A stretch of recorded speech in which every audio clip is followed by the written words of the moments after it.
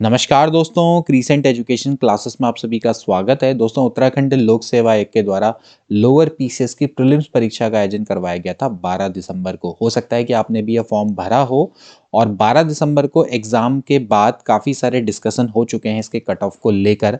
हमने भी दोस्तों एक वीडियो बनाई थी जिसमें आपको एक्सपेक्टेड कट ऑफ के बारे में बताया था, लेकिन उस समय पर ऑफिशियल आंसर की आयोग के द्वारा जारी नहीं की गई थी। इसके बाद आयोग की ऑफिशियल आंसर जारी की गई और हमने एक दोस्तों पोल करवाया था जिसका रिजल्ट आपके सामने। अब दोस्तों इस पोल के आधार पर हम आपको बताएंगे कि आपकी एक्सपेक्टेड कट ऑफ क्या रह सकती है। इस वीडियो को देखने के बाद आपको अंदाजा आ जाएगा कि आपको मेंस की तैयारी करनी चाहिए या नहीं करनी चाहिए। इसके अलावा कब प्रीलिम्स का रिजल्ट जारी हो सकता है इसके बारे में भी जानेंगे और स्क्रीनिंग की कट ऑफ का जो पैटर्न है दोस्तों वो अलग होता है मेंस की कट ऑफ से, इसके बारे में भी जानेंगे। तो चलिए शुरू करते हैं। दोस्तों, यूकेपीएससी के द्वारा कुल मिलाकर 190 पदों हेतु विज्ञापन जारी किया गया था। इससे पिछली वाली अगर हम भर्ती की बात करें तो दोस्तों उसमें 184 समथिंग पद थे। ठीक है, इस बार थोड़ा सा पद बढ़े हैं लेकिन ऑलमोस्ट सेम है। ठीक है, तो 190 पदों के लिए विज्ञापन जारी किया गया था यूकेपीएससी के द्वारा। अलग अलग पद थे जैसे कि नायब तहसीलदार, उपकारापाल, ठीक है, और भी कई सारे अलग अलग दोस्तों पद थे। ठीक है, आप पदों का विवरण भी देख सकते हैं जैसे कि श्रम परिवर्तन अधिकारी, आबकारी निरीक्षक। ठीक है, बहुत सारे पद दोस्तों इसके निकले थे। कुल मिलाकर जो पदों की संख्या थी वो 190 थी। ठीक है, अब जैसे दोस्तों अगर हम बात करें 190 की तो इसके 15 गुना अभ्यर्थी दोस्तों बुलाए जाएंगे मेंस परीक्षा के लिए। ठीक है, मेंस परीक्षा के 2 चरण होते हैं, उसमें एक लिखित परीक्षा होगी और एक इंटरव्यू होगा। ठीक है, तो इसका अगर हम कैलकुलेशन करें तो 2850 बैठता है। ठीक है, लेकिन दोस्तों ये जो 2850 का आंकड़ा है ये ज्यादा भी हो सकता है और दोस्तों कम भी हो सकता है। ठीक है, ये ध्यान रखना कि 2850 से ज्यादा अभ्यर्थियों को भी बुलाया जा सकता है और कम अभ्यर्थियों को भी बुलाया जा सकता है। ये एग्जैक्ट नहीं है कि 2850 ही बुलाए जाएं। ठीक है, इसका कैसे कैलकुलेशन होता है दोस्तों मैं आपको थोड़ा सा इसके लिए ब्रीफ इंट्रोडक्शन टाइप का आपको दे देता हूं, थोड़ा सा आपको आइडिया आ जाएगा। देखिए होता क्या है कि सबसे पहले दोस्तों जो सामान्य यानी कि ओपन कैटेगरी के अभ्यर्थी हैं उसके 15 गुना अभ्यर्थियों को बुलाया जाता है। ठीक है, यानी कि उसके 15 गुना अभ्यर्थियों का कैलकुलेशन होता है। ठीक है, यहां पर ध्यान रखना है कि यहां पर जो अभ्यर्थियों का सिलेक्शन होता है वो हमेशा अपनी कैटेगरी में ही सिलेक्शन होता है, क्योंकि यहाँ पर 3-3 टाइम फिल्ट्रेशन होता है। तो अगर 3-3 टाइम अगर आपको फिल्ट्रेशन होगा तो दोस्तों जो आपको रिजर्वेशन का लाभ है वो एक ही स्टेज पर मिलता है, वो कि वो जो होता है वो मेंस के टाइम पर आपको मिलता है। ठीक है, क्योंकि जो मेंस का रिजल्ट आता है वो आपका प्रीलिम्स, ये जो स्क्रीनिंग एग्जाम है दोस्तों ये सिर्फ आपका क्या है, क्वालिफाइंग एग्जाम है। इसके मार्क्स आपके मेंस एग्जाम में नहीं जुड़ते। जो मेंस होता है दोस्तों वो आपका जो रिटन एग्जामिनेशन है और इंटरव्यू, इन दोनों को मिलकर बनता है। तो इसके जो एग्जाम है यहीं पर दोस्तों आपको रिजर्वेशन का लाभ मिलता है। यहां पर अगर आपका सिलेक्शन होगा तो सिर्फ आपका अपनी कैटेगरी में सिलेक्शन होगा। तो सबसे पहले यहां पर बात आ जाती है कि ओपन कैटेगरी के कितने लोग हैं। ओपन कैटेगरी के अगर मैं बाकी सारे पदों को छोड़ दो तो मैं सिर्फ अभी देखता हूं कि देखिए जो नायब तहसीलदार है इसमें ओपन कैटेगरी के कितने पद है। ओपन कैटेगरी का मतलब समझ रहे ना कि जिसको रिजर्वेशन नहीं है। ठीक है, तो यहां पर अगर आप देखें तो दोस्तों यहां पर सामान्य के 22 पद दिखते हैं। ठीक है, लेकिन 22 पद नहीं, देखिए ये है आपका वर्टिकल रिजर्वेशन। ठीक है, अब देख लेते हैं कि इसमें हॉरिजेंटल रिजर्वेशन क्या है। देखिए उत्तराखंड महिलाओं के 11 पद हैं। अब 11 पदों में से 7 हैं अनारक्षित, यानी कि इसमें से 7 तो माइनस हो जाएंगे। ठीक है, यानी कि 7 चले जाएंगे वुमेन्स कोटे में। ठीक है, इसके अलावा जो 2 हैं वो अनुसूचित जाति चले, इससे हमें कोई मतलब नहीं है। ये तो इसके इसमें से कटेंगे। ठीक है, जो जैसे कि आपका एससी है, फिर एससी में से आपका 2 पद हैं, किसको जाएंगे, वुमेन्स को जाएंगे। ठीक है, इस तरह से कैलकुलेशन होता है। ठीक, अब देखिए डीएफएफ को 1 है तो यानी कि -1 इसमें से एक और हो जाएगा। इसके बाद देखिए दिव्यांग, दिव्यांग के 2 पद हैं लेकिन उसमें से एक आपका क्या है, अनारक्षित, यानी कि -1 और हो जाएगा। और फिर अगर आप देखें, थोड़ा सा मैं इसको ऊपर कर देता हूं,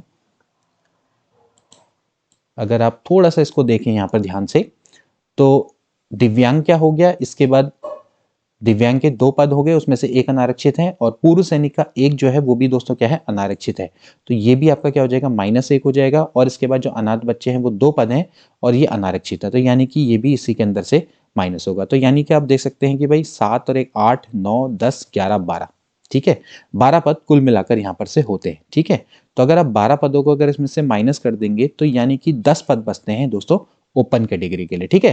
correct me if I am wrong, अगर मैंने कैलकुलेशन गलत किया हो। ध्यान से देखना कि यहाँ पर जो अनारक्षित पद हैं ये 7 हैं, ठीक है, ये अनारक्षित पद हैं जो कि उत्तराखंड, ये 22 हैं। 22 में से दोस्तों क्या होगा कि 7 पद किसको चले जाएंगे, उत्तराखंड महिला को चले जाएंगे, ठीक है। फिर डीएफएफ को 1 पद चला जाएगा, ठीक है, 1 पद चला जाएगा। इसके अलावा देख लेते हैं यहाँ पर जो दिव्यांग है, दिव्यांग को 1 पद चला जाएगा, ठीक है, 1 पद उसको चला जाएगा, ठीक है।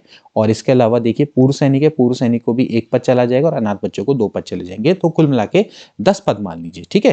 कैलकुलेशन हम सिंपल सा बना लेते हैं, ठीक है। अब होगा क्या दोस्तों कि जो 10 पद हैं ओपन कैटेगरी के, उसकी सबसे पहले 15 गुना अभ्यर्थियों को चुना जाएगा। यानी कि अगर हम इंटू 15 करें तो 150 लोगों का पहले सिलेक्शन होगा, ठीक है। समझिए गणित।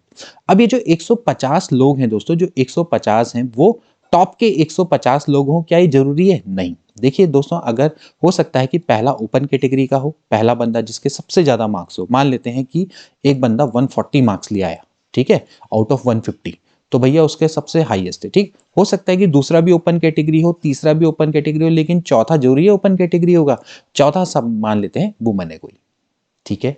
इसके बाद पांचवा भी क्या हो सकता है, ओपन कैटेगरी हो सकता है। छठा मान लेते हैं कोई शेड्यूल कास्ट का है, ठीक है। इस तरह से 7th में मान लेते हैं कोई ओबीसी का है, ठीक है। फिर 8th वाला क्या हो सकता है, ओपन कैटेगरी का हो सकता है, ठीक है। तो आप ये नहीं कह सकते कि जो क्रम से जो जितने भी लोग होंगे, यानी कि टॉप 150 होंगे, वो सारे के सारे ओपन कैटेगरी होंगे। सिलेक्शन का नियम कहता है कि हर कैटेगरी यानी कि हर पद के सापेक्ष आपको 15 गुना अभ्यर्थियों को बुलाना है। लेकिन ध्यान रहे कि यहाँ पर जो नियम है वो है आपके कैटेगरी वाइज पद के अपेक्ष में, ठीक है, सापेक्ष की बात की जाती है, ठीक है। तो अगर 15 गुना अभ्यर्थियों को बुलाया जाएगा तो ओपन कैटेगरी के भी क्या होंगे, 15 गुना अभ्यर्थी, वुमेन्स के भी क्या होंगे, 15 गुना अभ्यर्थी, ठीक है। उसी हिसाब से दोस्तों रखा जाता है, ठीक है। तो यहां पर आप देख लीजिए कि जैसे सपोज करो कि 10 गुना 15 किया तो 150 लोगों का अगर सिलेक्शन होना है, तो हो सकता है कि टॉप के 300 लोगों में से आपको क्या मिले, 150 लोग मिले। यानी कि जो 300वें नंबर का व्यक्ति होगा वो 150वें नंबर का, मतलब कि 150 मार्क्स का ओपी कैटेगरी का विद्यार्थी होगा, ठीक है, या लड़की होगी अगर उसने सपोज करो कि वुमेन्स में नहीं चाहा होगा, ठीक है। आप समझ रहे हैं कैलकुलेशन। और हो सकता है कि इन 300 में भी ना मिले, हो सकता है कि 400 में, यानी कि जो 400वां विद्यार्थी हो, यानी कि जो टॉप 400वां विद्यार्थी हो वो आपका 150वें नंबर का ओपी कैटेगरी का कैंडिडेट्स हो, ठीक है। तो अब क्या हो सकता है इस केस में, क्या हो सकता है कि जो ये बीच के जितने भी लोग हैं, ये जितने भी लोग हैं दोस्तों, ये सारे के सारे भी दोस्तों क्या हो जाएंगे, अपने आप ही सेलेक्ट हो जाएंगे, ठीक है।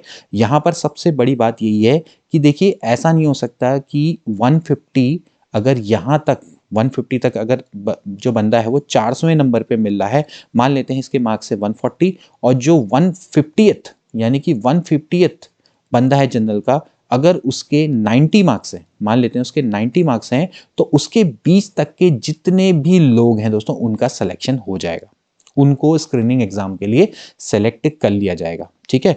हो सकता है अब इसके बाद देखिए क्या होगा, जैसे कि 400 लोग हैं, 400 लोगों में से आपको पता लगा कि भाई इसमें आ गए, ठीक है। अब हो सकता है कि इसके बीच में क्या हो, वुमेन्स हो बहुत सारी, ठीक है। और वुमेन्स की अगर यहाँ पर हम सीट देखें, जैसे चलिए मान लेते हैं कि भाई अगर मैं सिर्फ अब मैं जो उत्तराखंड महिला है उनकी मैं कैटेगरी से देखना चाहूंगा, तो यहाँ पर उत्तराखंड की महिलाओं की जो सीट है वो कितनी है, 7 है। तो 7 × 15 कर दूंगा, ठीक है। तो ये हो जाता है 105। अब हो सकता है दोस्तों कि जो 105 वुमेन्स है वो इनके अंडर ही आ जाए, ठीक है।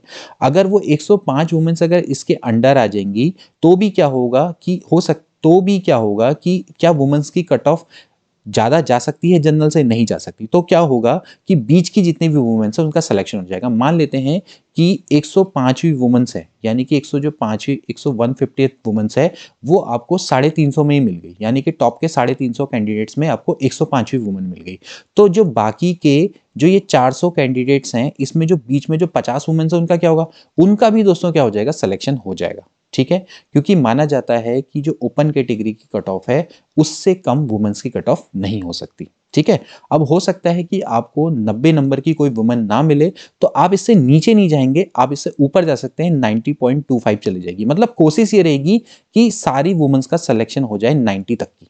अगर ओपन कैटेगरी के 90 नंबर वाले बंदे का सिलेक्शन हो गया है तो कोशिश ये रहेगी कि वुमेन्स जितनी 90 नंबर तक की हैं उनका सबका सिलेक्शन हो जाए। ठीक है, अब हो सकता है कि 90 नंबर पे कोई वुमेन्स ना हो तो आप इससे नीचे नहीं जाएंगे, आप इससे ऊपर जाएंगे तो 90.25 पे वुमेन्स देखेंगे। अगर 90.25 पे मिल गई तो ठीक है, नहीं तो 90.5 पे।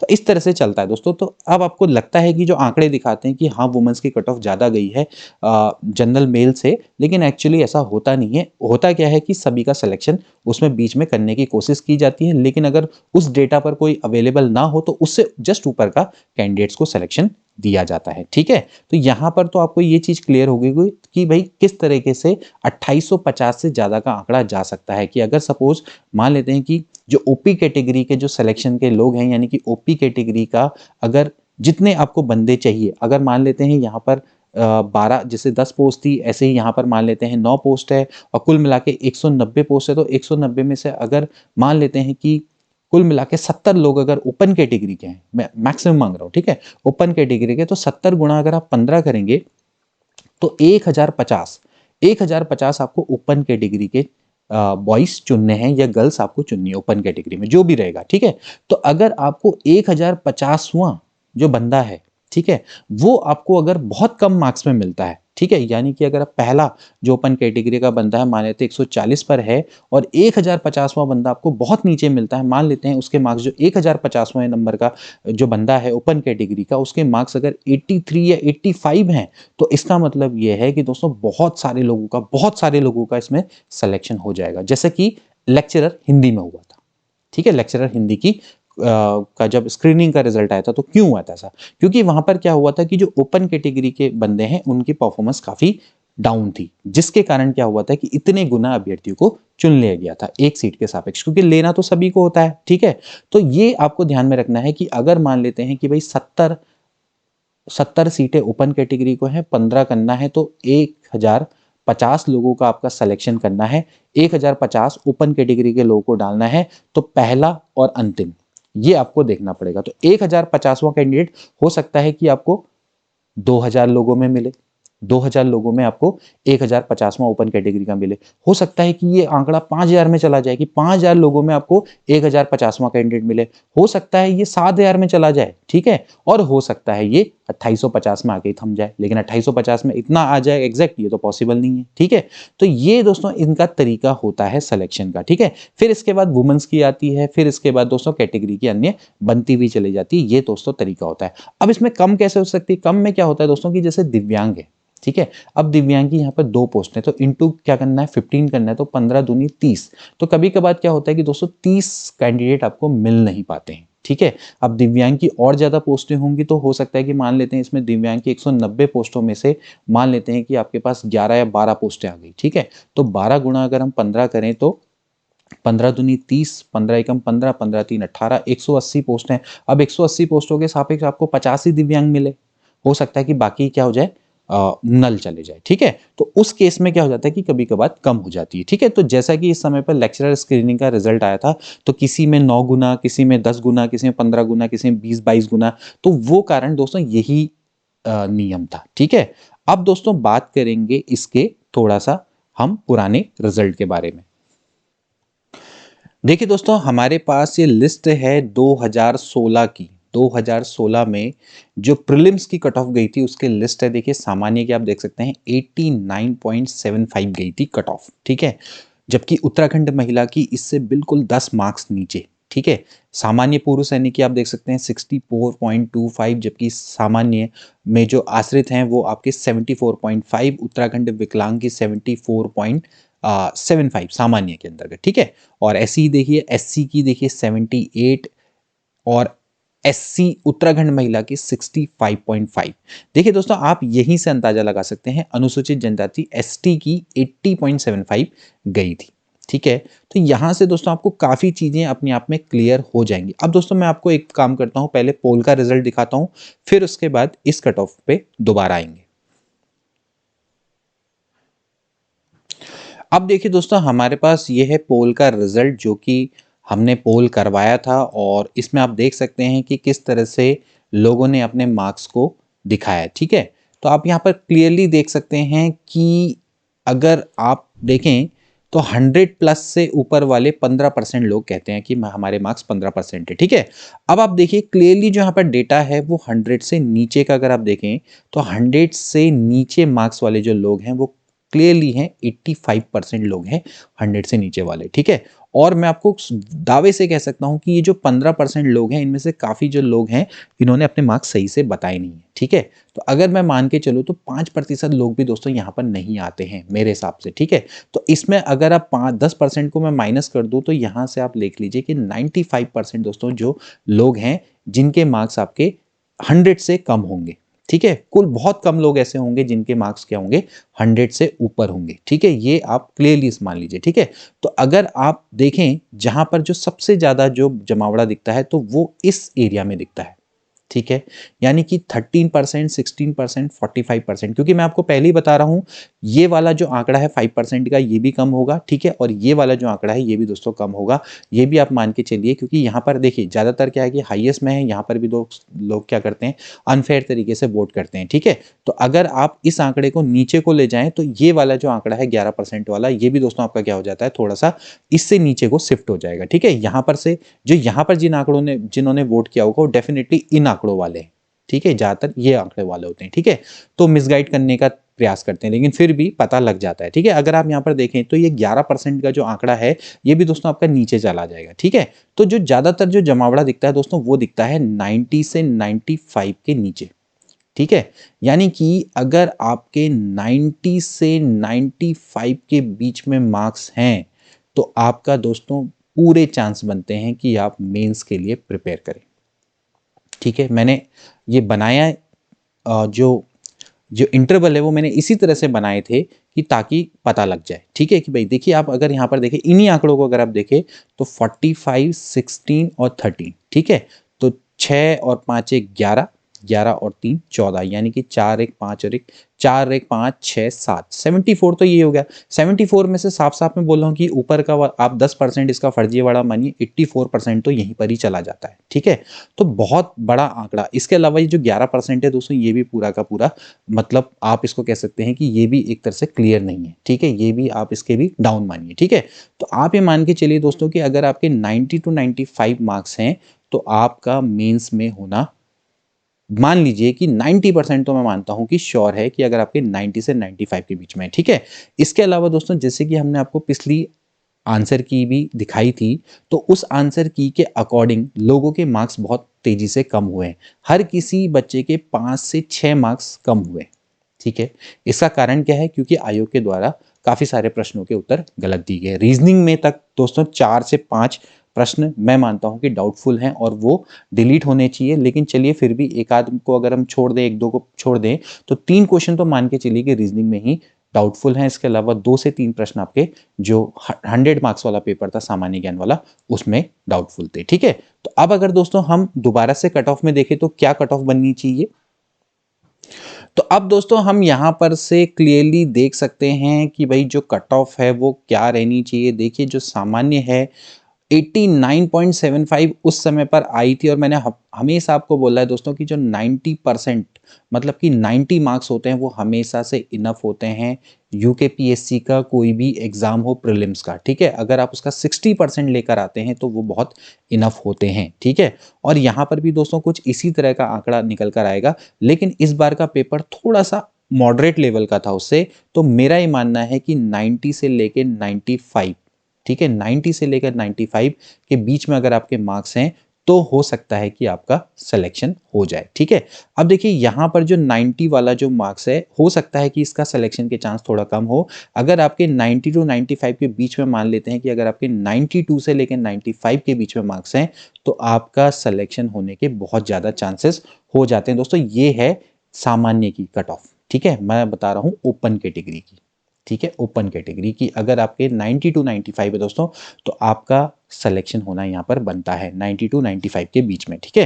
मैं आपको पहले ही बता रहा हूँ 5 से 6 क्वेश्चन जो हैं वो आयोग के द्वारा गलत दिए गए हैं। अगर वो 5 से 6 क्वेश्चन अगर आप गलत होने के बाद अगर आपके मार्क्स अगर 90 टू 95 के बीच में आ रहे हैं तो फिर आपको बहुत बड़ा फायदा मिलने वाला है। क्यों मिलने वाला है? क्योंकि ये जो 5 से 6 मार्क्स है ये डिलीट होंगे और इनका आपको बोनस मिलेगा, ठीक है। तो अगर आपके अभी 92 हैं तो हो सकता है कि वो 97 हो जाए, ठीक है। तो अभी अगर आपके 92 मार्क्स आ रहे हैं तो और 95 मार्क्स आ रहे हैं तो आपके 5 या 6 मार्क्स बढ़ सकते हैं। ठीक है। इसी तरह से अगर उत्तराखंड महिला की बात करें, देखिए उस समय पर आई थी 79.75। तो अगर आप यहाँ अगर इसको 92 टू 95 बोलते हैं तो यहाँ से अगर हम इसका इंटरवल इसी हिसाब से कम कर दे तो 82 टू 85। ठीक है। लेकिन वो प्रश्न पत्र में उत्तराखंड महिलाओं ने शायद उतनी अच्छा परफॉर्मेंस नहीं दी थी, तो फिर भी इसमें 82 टू 85 में हम दोस्तों 2 या 3 मार्क्स ऐड कर सकते हैं, क्योंकि हमेशा ऐसा नहीं होता कि उत्तराखंड महिला खराब परफॉर्मेंस दे। हो सकता है कि उसके मैथमेटिक्स वाले पोर्शन में खराब परफॉर्मेंस दी हो, जैसे कि लेक्चरर में दी थी। ठीक है। तो जरूरी नहीं है कि इतनी कम जाए, तो हो सकता है कि उत्तराखंड महिला यहाँ से थोड़ा अच्छी परफॉर्मेंस दे, तो यहाँ पर हम दोस्तों इसमें +3 कर सकते हैं। ठीक है।